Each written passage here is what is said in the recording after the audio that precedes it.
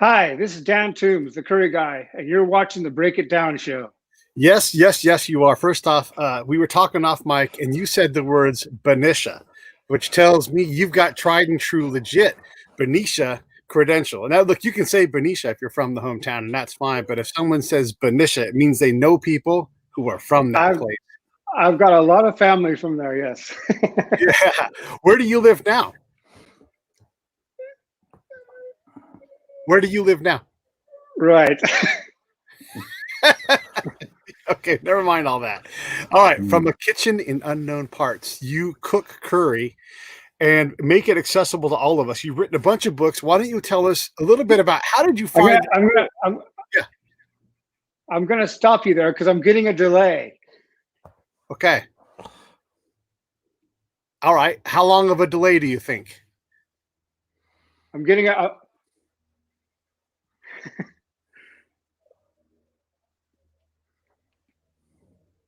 Wow, that's like about 5 seconds. Wow. I'm going to kick you out of the studio. I want you to come back in, and that usually fixes the delay. He's in a faraway place, so I'm going to kick him out, and Paul and I are going to talk for a second. Okay. Let me do the booting here. Come right back, Dan. Okay. All right. So technical difficulties. Hey, Paul. It happens. How you doing there, Pete? I'm good, man. Hey, Paul does incredible things as well. He makes paellas. Let me show one of these things. This is what Paul does. Now, Paul lives in California, down by San Diego, and goes up and down the coast making these gorgeous paellas that don't not only look great, but actually are wonderfully tasty. Paul, talk a little bit about you've always been able to cook as long as I've known you, and gosh, we're past 15 years now. Yeah. When did you decide it was paella?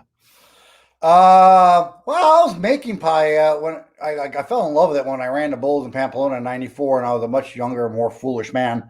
But as a business, I think I was inspired when I was in Solder City. I think you were out there at the same time, and they blew up my Humvee. Actually, my MRAP I was in when I was in it, and I was putting together a dinner for some sheikhs, and I figured, you know what? How much is enough? I think it's time for a career change. So, boom. Yeah, well, I mean, boom, indeed. Oh, yeah, pardon me. So, I'm just trying to communicate with Dan as he jumps back in. Everybody hang in there with us. So, Paul, your paella desires kind of match Dan's in a lot of ways where you sort of just do what the hell you want with paella. You don't follow the convention. You know what? We saw, I think we're the same in that we saw something that was missing. Curry's been around a lot longer than Dan, and paella's been around a lot longer than me. But we both saw something lacking that wasn't being taken care of, and we both jumped on it and have been very successful because it was something that was truly lacking. In his case, it was hard to make make curry at home as good as it was in a restaurant, and he found a way of doing that, and people loved it. In my case, the Spaniards were slaving themselves to a 200-year-old recipe and making mostly tourist paella, which, quite frankly, is garbage. And so I kicked it up a notch with new ingredients from my 30 years experience traveling the globe, and improved technique. And because it's a big flat surface, I got into actually decorating these things, which is logical because if you do paella properly, that's more of a traditional paella right there. This is from Dan's page. Wow. So he does. Oh, I bet he's got curry in there. I do that too. Curry is a wonderful thing to add to paella, which is a non-traditionalist would do. And that's Dan. That's me too. That's both of us. So we share that. Was that a curry paella? Welcome back, Dan. We still got a delay? Maybe. We'll work through it. Hey, Dan, Paul was talking about curry paellas. That doesn't follow the norm. How did you come up with all of these abnormal or non-conventional ideas for curry? Well, that one really, I hope not. So, okay, go ahead. That actually was I think I've got a really bad delay here, guys, still, unfortunately. Too bad. Let me see if I can see. Can you hear me now? We'll work through it. All right, we'll work through it. See, that's Dan, not. I'm speaking. You talk. Yeah, right.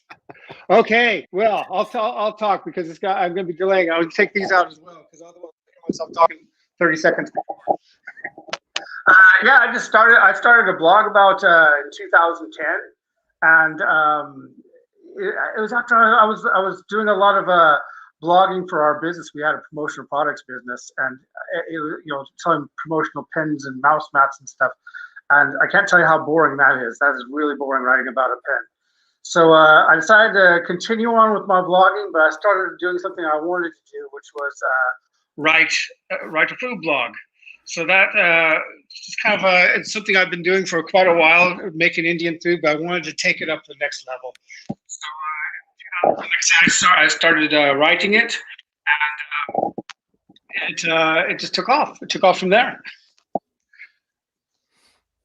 Why curry? So, like, do you love curry? Are you crazy about it? Or what about that particular food makes you want to build your career around it, your life around it?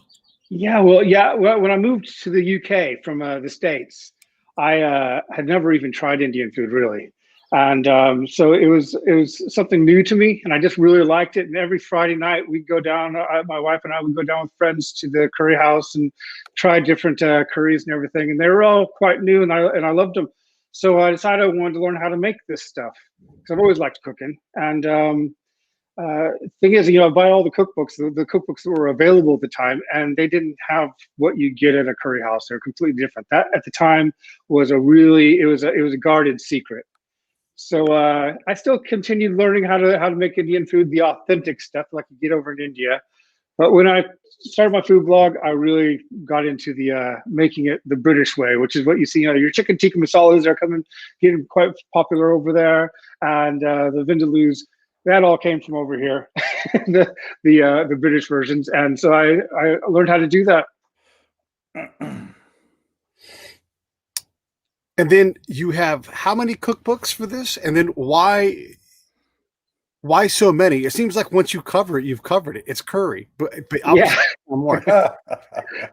Well, my first two cookbooks were all about British Indian restaurant style cooking. So it's use a base gravy that goes into everything, and you just kind of build them up from the bottom there, and just make different dishes from your madras, your kormas, everything. The third book was a vegetarian book. So I actually did that. I went over to Goa and Kerala in India, in southern India, and learned a lot of authentic recipes, vegetarian recipes, because I'm a big meat eater. I'm not vegetarian at all. But I wrote that book for people that are like me, that aren't vegetarian, but just to show them that you can eat some pretty good vegetarian food. My fourth book was a light book, so I really again, that was authentic. I love authentic recipes that were just, it's not a diet book, they're just naturally light. So and my latest book is kind of a compilation of the first three. And I've got another book coming out, a Thai book coming out in April, and I've just started a new one as well, so quite a lot. I wanted to ask another question, then I want Paul to ask a question. How does curry get to places like Trinidad and Tobago? Do you have any idea how it gets to the Caribbean from Oh yeah, yes. That's curry was brought to the UK during the British Raj. At the end of the British Raj, they came back here, and of course there were a lot of other countries over there looking for spices, and they were Portugal, the Netherlands. They were all over there as well, trying to make their money with spices, and it just happened that a lot of those people that were over there at the time, they came back, and a lot of them worked. A lot of the Indians worked on the ships coming back here, and started up restaurants. But a lot of them ended up moving over to Trinidad and Tobago and places, because at the time there was a lot of they were trying to get people to come over there to work, and a lot of people took them up on it. I don't think it was the best of ideas, but they did. Good for food. Good for food. Paul? Now we can't. Now I can't hear Paul. Hold on, Paul. Hold on. Mute it. There we go. Okay. Oh, you got it now? Yeah, I'll go ahead. there for a bit. Yeah, I had a question. You and I are the same in regards that we saw something that was lacking, and we jumped on it and presided and obviously there's a market for it. I was wondering if you had a similar experience that I had, and that is when I started making my artisan paellas to get beyond the the 200-year-old recipes and all the restrictions. I was getting a lot of criticism initially, until I got to the point people realized it's a very, very good product. And I wonder if you went through something similar. Yeah, I did. I did quite a lot actually, because who is this guy who moves from California over to the UK that starts making Indian food? Why? The thing is, I like you say, I did find a niche there. I wasn't trying to go out and tell people this is how you make Indian food. I was learning from the chefs in the kitchens, learning their tricks and how they did it. And that's a long story as well, how I got in there. But I was learning, and I was able, through my blog, I was able to promote their restaurants. A lot of them are mentioned in my books as well. So it's really just me learning from them, and I'm passing the word on to people because I'm so into it. Okay. Well, you're clearly more diplomatic than I. We had a similar experience, but to this day, I'm kind of the antichrist to a lot of people in Valencia. So couldn't quite make that diplomatic change there. So, but well, good on you. I think they should have another look at you because your paellas look amazing. Oh, but that's the problem. It's I won't get into the history. This is not my show, but paella is associated with nationality. So making changes to it, particularly when you're not a Valencian, not even a Spaniard for that regard, it is insurmountable. Yeah, right. So I'll leave it at that. So I think well, I've had issues, but for the most part, it's been really good and really well received. And I've been lucky in that I've had some top chefs teach me. So people that when I moved to the UK, I was thinking different restaurants over here, taking my wife to them, thinking, oh, this is expensive places. This is a really nice place. Oh, well, let's go there. Let's go try it. And now they're like teaching me their recipes. Same people, same chefs. It's just that's cool. That's cool. Yeah. So it's been brilliant that. Well, good. One of the things that Paul and I talked about off mic was you were trying to make curry accessible at home, like in the curry houses, which, by the way, isn't something we have here in the States. No. In restaurant or whatever, right? And then Paul is like saying, "Hey, the stuff in restaurants is crap. Why don't you, make a better curry? I mean, a better paella at home." You guys both recognize that we can all do this at the house. I mean, I don't even know what curry is. I know the word, I know sort of what it tastes like, but that's where my knowledge stops. It baffles me that you can do all these things at home. Well, I think it's great. That's what's great about cooking for yourself. I speak to a lot of people that they buy my books, they try the recipes, and they go, you know what, that madras, that was too spicy. But I always tell them, just use those as guides. Use the recipes as guides. You're the one that knows what you want it to taste like. So if you have to cut back on the chili powder, or you need to add a little bit more lime juice at the end, that's up to you. And I always tell people, try things as you go, because if you read my recipe exactly as it is, you're trying it the way I like it. And you may as well, if you're going to go to all the trouble of making it, you may as well make it the way you like it. So I want to expand on when you were talking, you were in the kitchens learning the traditional the traditional means of cooking.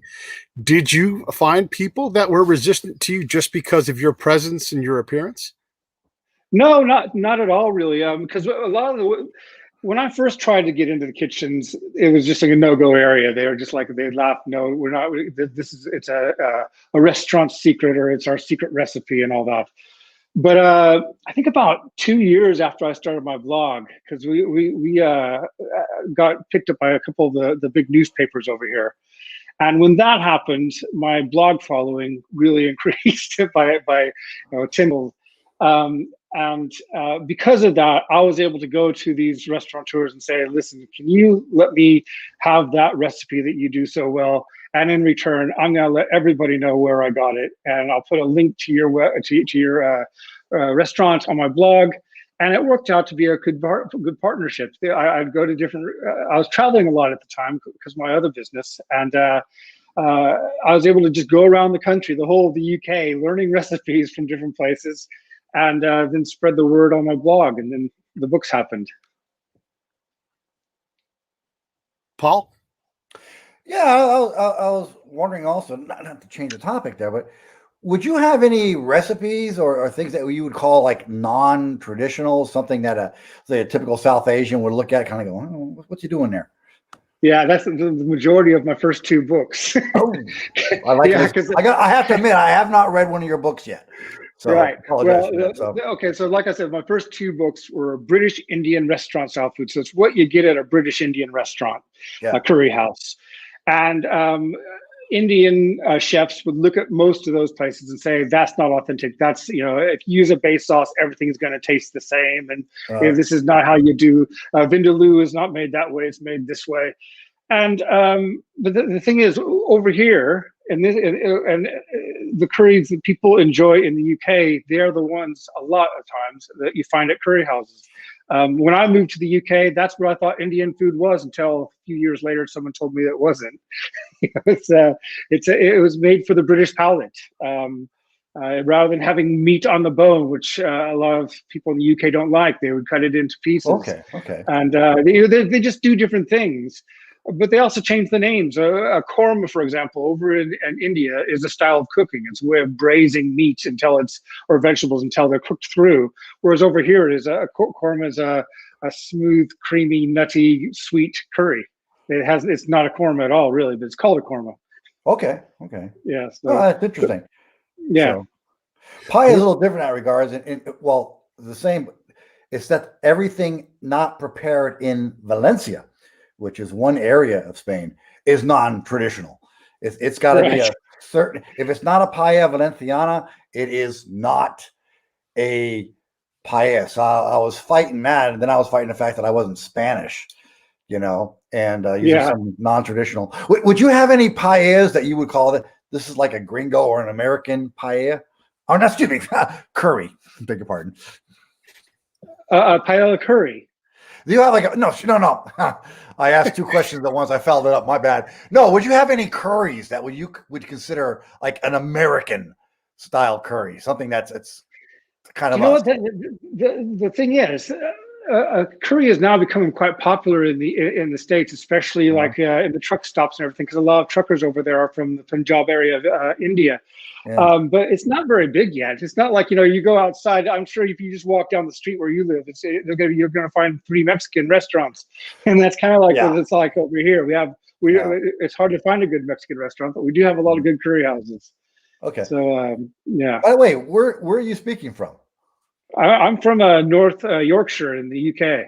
Holy cow. Okay. Very cool. Yeah. It's nighttime here.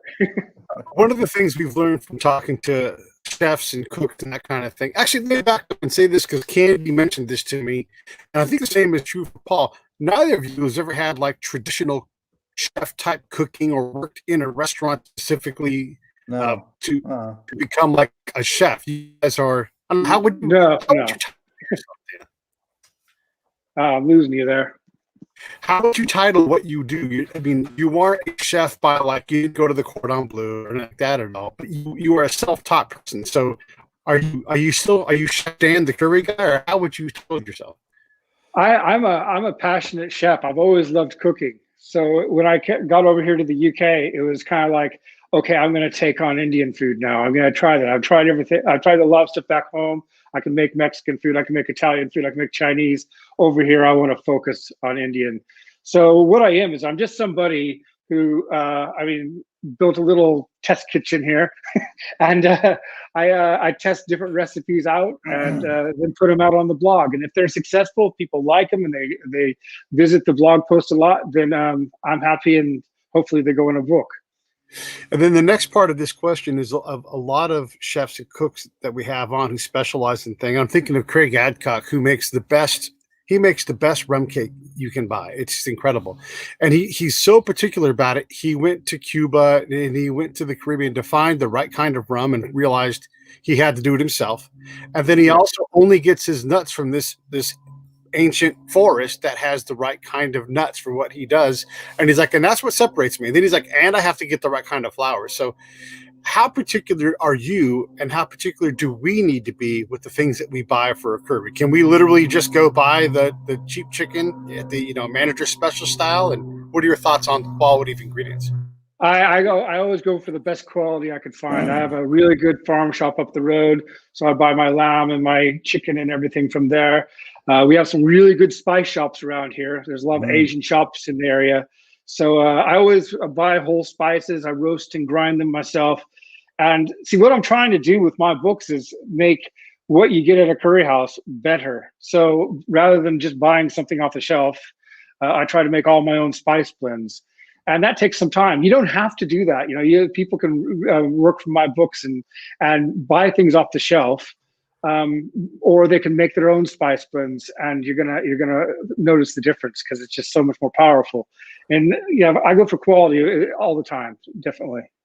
The other thing too, you're talking about the spices and getting those things. I love shopping somewhere other than my home shopping store. Yes, for the day-to-day items and the milk and the eggs and the butter. But yeah, get into those Asian markets, Mexican markets, whatever they are. Yeah. Because they have the secret stuff, and you can go in there and just be like, I don't know what to get. I'd like to make curry, and they will go over the top to try to make sure you get the right thing for you. At least that's they do. It's the same over here.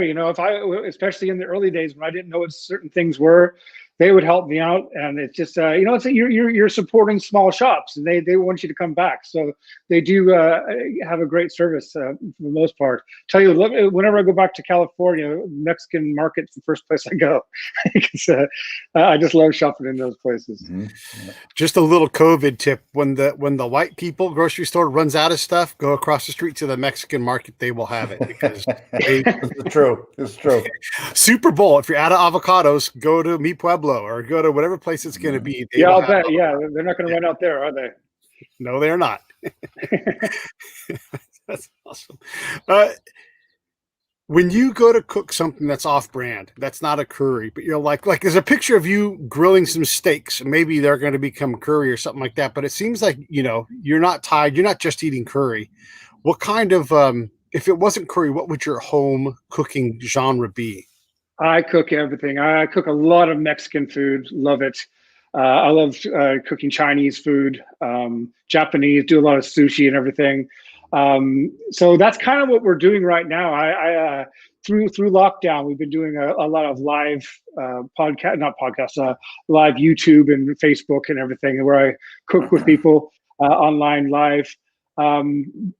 And in the days that we're not doing that, I'm doing a lot of other different cuisines and just things to make things easy on us, really, but also good tasting. Just a couple of tip-based questions here. How long does it take to make a standard curry dish? And then if I was going to go to the store and start to build up my curry catalog of things I need, what are like the first 3 things I should buy at the store? And are those at the Indian store, Asian store, or are these things at the regular grocery store? Right. Okay. So your first question, it really depends on the curry. We've just made some really nice, like what's called a lamb nahari, which takes about 3 hours. It's lamb shank, and it stews for about 3 hours until it just falls off the bone, and it's absolutely amazing. It's one of my favorite curries. So yeah, that could take a long time. Curry house style food, it was developed for economy and speed. They want to get people in and out the door as quickly as possible.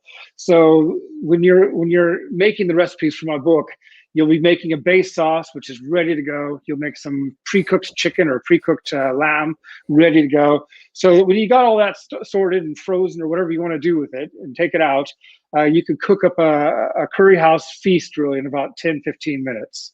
So it's very fast once you got the preparation done. And as far as going out, Indian food has so many different spices. It would be hard to say your first 3 that you're going to get. Cumin and coriander are used a lot, but I mean, so is garlic and ginger and turmeric and chili powder.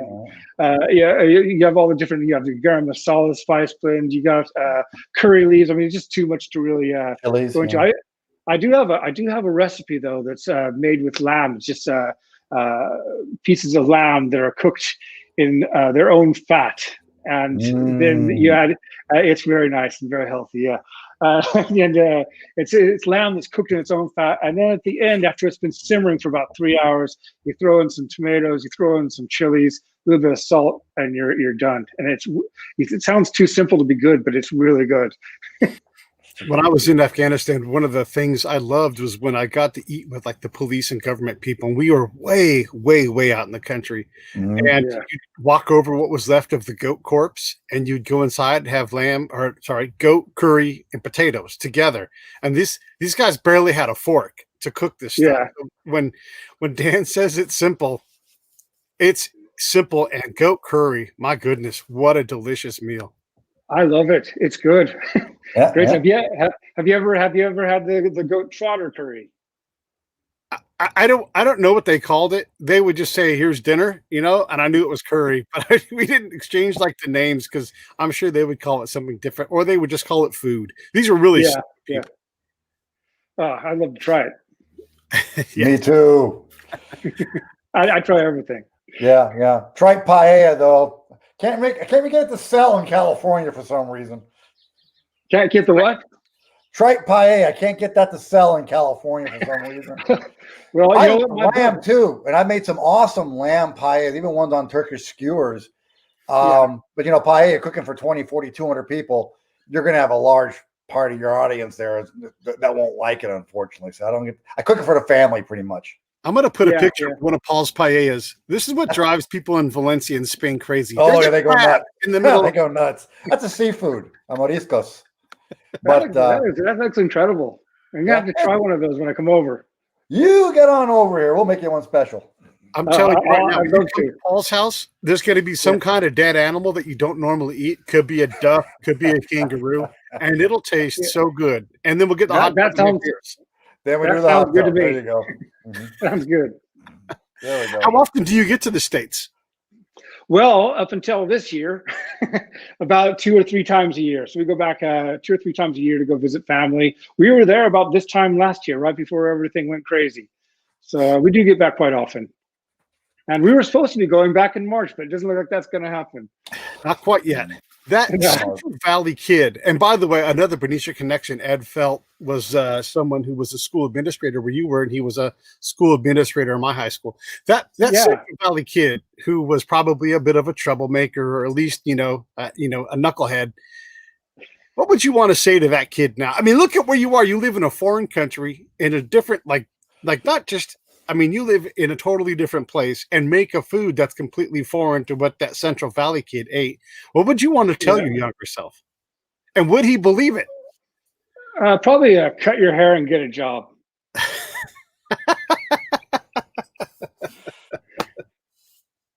Would he believe you if you told him where he was going to end up in a couple of decades or whatever? No, this was by no way planned. It's kind of crazy where my life's taken me. I can't believe I'm living in the UK writing Indian cookbooks. It's not really the path I had chosen, but I've loved every second of it. Paul, do you have a favorite curry?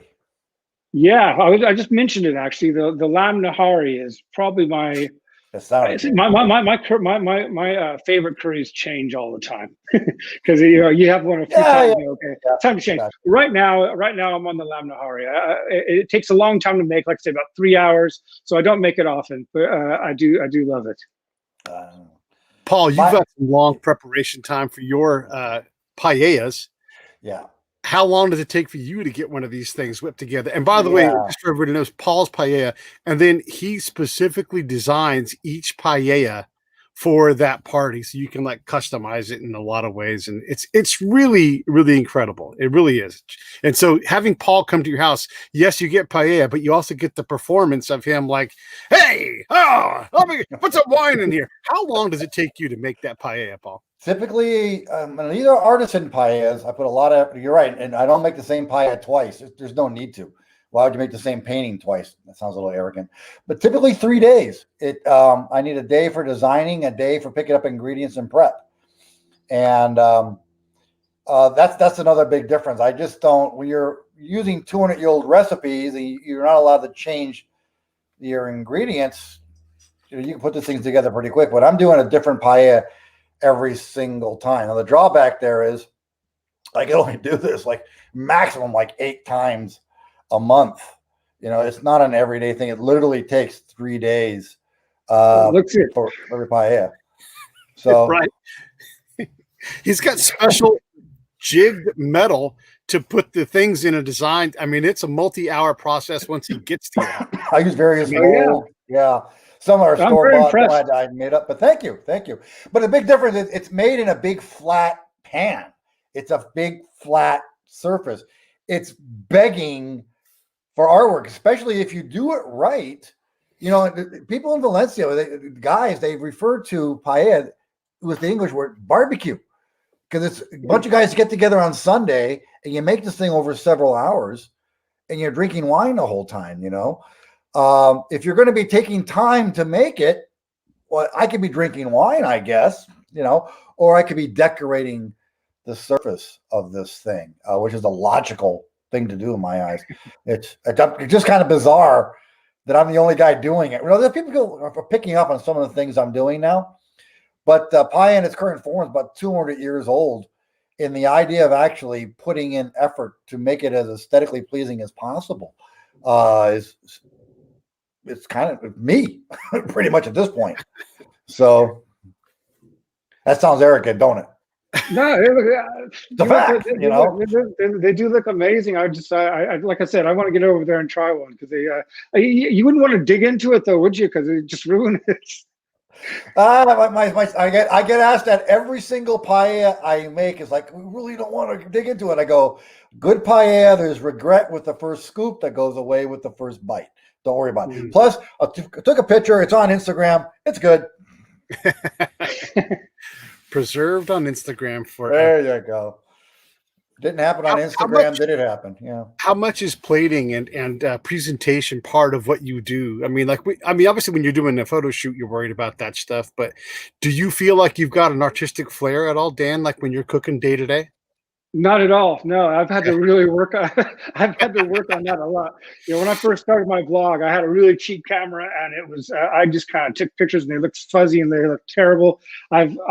Recently I've been going back and bought myself a bit of kit, and I'm going back and trying to re-photograph all those recipes because they were looking pretty bad. And but now it's a major part. I do spend a lot of time taking pictures for the blog, and obviously it's out of my hands when I'm writing the books, because we got a stylist there. We got 2 stylists there. We got a professional photographer, and they take care of it for me. So that's a big help. One of the things I like to ask the chefs, especially like with you with your shot there behind you, none of that is a prop. I'm assuming all of those things are things that you use on a regular basis to prepare food. Yeah, this is the curry cave. This is where we do all of our food testing. My wife works with me now, so we do all the testing of the recipes in here. We do our live shows from here, and we also give classes from here. So it's we got a tandoor. My computer right now is sitting on our tandoor. So we got a tandoor. We cook the naans in here, and there was a time that I did all the cooking in our home kitchen, but got moved down to the garage because I just do too much. There's always a big mess. It's okay to have a bit of a mess down here. Do you have a bread oven up back at all too? I mean, or you just cook it there on the stovetop? No, the naans, you mean? Yes. I've got a tandoor. One of the big. Nice. Yeah, you slap it to the side of it. Yes. So so I got one of those in here that we cook all of our naans in and everything, and it works. And it's just a little small area. Most of it's just we just have a stove and this tandoor and then some cutting surface, and that's about it. And all that's real, yeah. When I was in Afghanistan, we had a local guy that would make like cinnamon naan, I guess you would call it. And he would put it up on the side of the thing, and he had like a catcher's mitt almost kind of thing, like a big leather pillow. And then with the pokey, like almost like a brush for your hair, like a pokey brush that he would poke it with, and then swat it on the side. There you go. There it is. So we put the naan on there and we whack it in there. Yeah. That's fantastic. And you say classes. Can people come to your garage and take a class with you? Yeah, we do. We're hoping to get them started up again soon. We were completely sold out for last year and had to cancel quite a lot of the classes. Yeah. So as soon as it's safe to do so, we're going to start that up. We usually do them on Saturdays, sometimes Sundays. I think we're going to be doing them on Saturdays and Sundays once we go back, because otherwise we'll never catch up. We have a lot of people that we've had to postpone, and so we're going to do that soon. As And your I love business doing that. I love doing that because it breaks up the monotony of just cooking and taking pictures, and gives me a chance to meet people that have bought the books and might have some questions and everything. I love it. This is the best part. So you've built this impossible business. That means you're part TV producer, part photographer, part social media maven. You know, you have to cook, you have to develop new recipes, all these things. But you have also reached a level of success where you can hire some of this stuff out. So what's the next hat that you want to get rid of if you're able to grow again? Like, I don't ever want to do this again. I'll hire someone for that. I would love to get some help with the blog, to be honest. But the blog is a major thing for me right now, and so I will never stop that. I've been doing it for quite a few years now. But having a little bit of help with that would be great. And I never ever want to edit another YouTube video again. That's why I started doing the lives, because it's live, it's done. You can just walk away from it. Every time I've tried to edit a video, it just doesn't work. It's nah. Yes, same. I feel your pain. I really do. Yeah. The tedious things. That's what I want to get rid of. Like, let me create bigger things, better things. Let me create, not have to, go to YouTube and massage the numbers and all these other things. Yeah. Well, I guess we should let Paul ask a question. I'm doing all the talking over here. Paul. Do you ever do any on-site cooking? Like go to someone's house and like show them how to do it, or is that just too hard with all the? No, we used to do some classes in over in France, where people would come over for a 3-day weekend, and nice. So I would teach them there. I've got a couple of things planned for the new year where I'm going to be going to people's houses. We've had to postpone those as well and cook, but it's not something I do very often. I do a lot when the books come out. I do a lot of cooking demos just at the festivals, the food festivals and everything. I do a lot of stuff there, and so it's a lot of traveling. Yeah. And how are you received by your peers in the famous chef business? I mean, do they look at you? I mean, some of these people are James Beard Award winners. Like, do you feel like they receive you as a peer? The thing is, I've really lucked out that way, because I think they just knew that I was passionate about what they do, and so I've had. I'm not sure if you know Atul Kochar over there, Vivek Singh. These are some amazing chefs, Michelin-starred chefs, and I've been invited to work at Atul Kochar's restaurants with them, and that was really a great experience. And they teach me, they never went away from those things without learning something valuable. Because when you have someone at that, at that level teaching you how to do different things, it's amazing. So it's yeah. I've had really nothing but really good experiences. I mean, obviously there's going to be a few people out there, but you ignore them. But for the most part, 99%, it's been great. Yeah. 99%. Yeah. And then the whole thing with COVID slowing down what you're trying to do, that's got to be a little bit exasperating as well, as you're trying to, you've got this business that works, and then COVID's like, nobody gets to come to your house. You don't get to fly around and go do whatever events or shows you're doing. How has that been for you, trying to adapt to this COVID market? Well, I think it's been, obviously people are getting sick and tired of being in the house all the time. And I've tried to make it better. So the people that follow me on Facebook and Twitter and YouTube, like I said, I've been doing these live demos. So if I make a mistake, they know it. I'm on camera. It makes it a little bit more fun if something goes wrong. Luckily, nothing has gone wrong yet. But it just it breaks up the monotony for me and also the people who are watching it, because they can come, they can watch me make it. They might have read it in the book and thought, okay, does this look right? But they can watch me do it in the pan live. And it works out well. I mean, I said we've never had a mistake. Last night we had a mistake because I forgot to turn the deep fryer on. So I was about ready to show how to deep fry some pakoras, and it was cold. So get to sit there live and talk about nothing for about 10 minutes. Yeah, yes. Or when you get a delay and you're like, I don't know what to do about this except for just cover time. Yeah. Okay. All right. So I want to buy the Curry Guide book, and I eat curry. I can say red and yellow curry, green curry. I can say, I don't know. That I'm probably running out of words. Which book should I buy to get started? I'll see if I can find it. Here you go. That one. That's the new one, and Okay. I believe it's the Curry Guide Bible. It's includes recipes, 50 recipes from each of my first 3 books, and also 50 brand new recipes as well. So it's a Kindle version available too on Amazon. If you guys look at the link there, that takes you to Dan's main book page with all of the books. If you go through that link, you help the show out, and you also help Dan out by getting it. I for sure am going to buy a book today, and I'm going to buy it on Kindle because I want to be able to put my computer up and then use the ability to zoom things, with my hands on my screen. Well, thank you very much for that, because it hasn't really taken off in the States like it has over here, because a lot of people don't understand what this curry house style food is. So it's great to have people spread the word, and I really appreciate that. Yeah, and I mean, look, we all like curry, and since we are cooking at home, and we cook at home a lot anyhow as a default, and I'm trying to cook from more regions, like I want to do some Ethiopian cooking and that kind of thing, and just kind of, I'm not much of a cook, and I don't love it, but I do enjoy it. So maybe if I keep at it, it'll be something that I get into, and I do like curry, so. I think during the lockdown, a lot of people have become chefs. They've been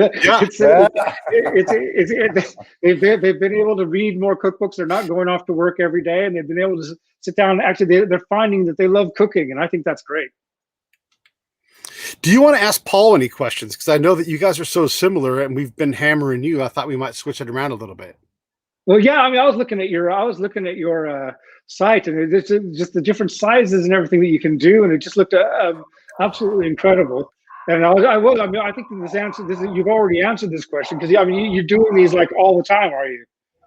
Yeah. As a matter of fact, I gotta watch how I say this, but COVID in some ways has had a silver lining for me, is that it's locked me down in my kitchen. So I've had to restrict my efforts to experimenting with different designs, and I've had a lot more times. That's why I've had some of the paellas that Pete were showing are some of my a little bit older ones now.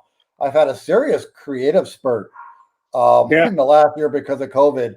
Some of my recent paellas are reflecting that. So, and you're able to take them out and deliver them quite easily, then, I imagine. I cook making a paella is half the fun in the presentation. Yeah. And I use 200-year-old Ottoman antiques, whatever. I literally cook it right in front of them. I got Turkish rugs that I put over tables and my antiques. I cook it there. I usually have a crowd around me when I'm making. In fact, I've been on TV about local news channels about 5 times making a live. Now that's interesting because I have to paste that thing to match up with their commercials. So if you can imagine making a curry over like 4 hours, where I got to get this much done at this top of the hour, half of the hour. That's always interesting. Have you done something like that? I'm curious. Me? Yeah. Well, I mean, with the classes, especially because we have to make, a lot of times we get asked for special things. So we have a class that we do almost every weekend. Okay. But a lot of times people say, listen, I'm gluten-free and I also don't eat meat. And so we have to come up with a completely different thing and hope that it all matches up. Oh, my God. I had to come up with a tomato-free paella once. So like, well, if anybody's going to do it, it's going to be me. Yeah, let's go for it. Darn, Did you use blueberries? Did you use blueberries? I almost did one for Pete because he wanted some blue. That's on his paella. We didn't do that. Wasn't another option, but I could. I do use fruits. Blueberries are a great substitute for tomatoes if you're stewing them. You and I need to get together sometime. All right. That begs a question I got for you. In fact, do you have curries where the rice is cooked in the curry sauce with it as it's cooking? Yeah, it's called biryani. That's a real thing. So I bet I could do that in a paella pan. No, that would be difficult because you need a higher side, more high side pan. But you could do like a British curry house style paella in your paella pan, because that's cooked more in a flat pan, whereas authentic ones are cooked in a pot. So yeah, you could do, definitely. We should be talking sometime. Yeah, all right. Okay. Here's a picture of Paul cooking at my girlfriend's 50th birthday party. Oh, that was fun. Yeah. Some of that wine went in his mouth. Some of that went into the paella. Oh, when I'm cooking with buds, I'll be cooking. Yeah. And then Dan, at this party, the cook ended up doing a cake stand. Sorry? At the party later on, once Paul was done cooking and he became a party goer, all of a sudden everybody's like, "Hey, the cook is doing keg stands." We had kegs and we were drinking a whole lot. You know what that is? I've never done. You know what that is? You get some young college kids and they pick you up upside down and they take the hose from a kegger, and it's like, I said, that's not even possible. So I tried it, and you know what? It's not possible. I couldn't breathe for 20 seconds. I don't know what these guys are doing. They got another hole somewhere for air. Yeah, there's liability in partying with your guests. So it's enjoyable though, isn't it? It's fun. Well, not when I couldn't breathe. No, of course not. One of the things that is cool about but Paul does is that he brings these antiques. He's got antiques, guns, and swords on the wall, and so he brings these old Turkish pots and pans and things, and it's just such a neat thing to do. I know you've got the tandoori and the big catcher's mitt and everything else. Are there other things that you try to do to like create a vibe when you're cooking like that? I do a lot. We've got a lot of long skewers, so we do a lot of stuff on the barbecue. My next book is going to be a barbecue book, the one after the next one. Okay. So it's going to be all about barbecue, and a lot of it's going to be on skewers and cooking over fire. So even though it's a barbecue book, I've got some big metal pans, the karais and everything that I'm going to be cooking over fire and telling people how to do that with a curry, and showing that a barbecue doesn't have to be hot dogs and burgers. It can be a lot more. So that's what I'm working on next. Exactly. You said you cook a lot of Mexican food, and I do. And you know how it is. You're from California, and Paul lives down by San Diego. The further I get from San Diego, the worse the Mexican food seems to get as a norm. There are exceptions, of course. But how is the Mexican food where you are in the UK? And then are you the best Mexican cook around for miles? Well, yeah, to answer your second question, yes. And you can't find there aren't a lot of really good Mexican food restaurants over here. However, having said that, it's getting a lot better. When I first moved over, it was terrible. But now you can go down to London and find some pretty nice, good quality Mexican food. Luckily, we're starting to, one thing we weren't able to purchase for a long time was corn tortillas. You just can't get them. But there's a company down in London now that makes those fresh and sends them out to you. So we have to pay a little bit more for a lot of the ingredients, but we're able to get all the ingredients we need to make really good. We even have people around here that they're growing tomatillos now, which 10 years ago people didn't know what a tomatillo was, but you can get tomatillos now. So it's getting better. It's getting a lot better. No, that's cool. Paul? Yeah, I'm looking forward to this guy coming out to California. I know we can do something here. So I'm looking forward to going down to San Diego. That sounds good to me. Quick question: you prepare rices with some of these? You use the basmati, and how important? Basmati we use mainly. Yeah. However, there's a rice it's not like the arborio rice that you'll be using, but it's called mata rice, if you can find it. It's kind of red in color, and it has a very close texture to arborio, and it's really good stuff. So I use that a lot too. Okay. Now that's critical for anybody watching YouTube and Facebook. Type in The Curry Guy, and you will be able to watch the lives, watch the different cooking shows. He is the cooking guy. Look at his face. So it's really simple to find him there. Obviously, buy the books on Amazon. As we're all continuing to be locked down, we're all trying new things. Why not try curry and check out the Curry Guy blog? I'll put his link for the website up here in a second. Any other questions for Paul before we make Paul shut up again? I think we're just going to have to get together and have a few beers and eat some paella. There you go. There you go. Well, I have to teach you how to say it first, though. It's paella. So, I went on a hunting trip last month to Texas, and we went to Sandhill Cranes, 3 days of hunting. And at the end, I made the guys, the hunters, the guys who run the lodge, a paella with Sandhill Crane. And they thought it was the most interesting. But this is Lubbock, Texas, and I couldn't get them to stop saying papaya. This guy's making a papaya. And I was like, you know what? I know where I'm at.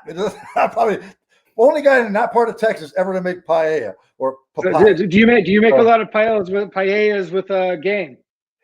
I do when I go hunting. That's a certain. There's a group of us will go every once in a while. A lot of it's in Brawley, California. And it's dove hunting, quail when it's in season, and jackrabbits. And we'll do like 3 days. And whatever we shoot goes in a pie. And I literally cook it in the field in front of a couple of palm trees.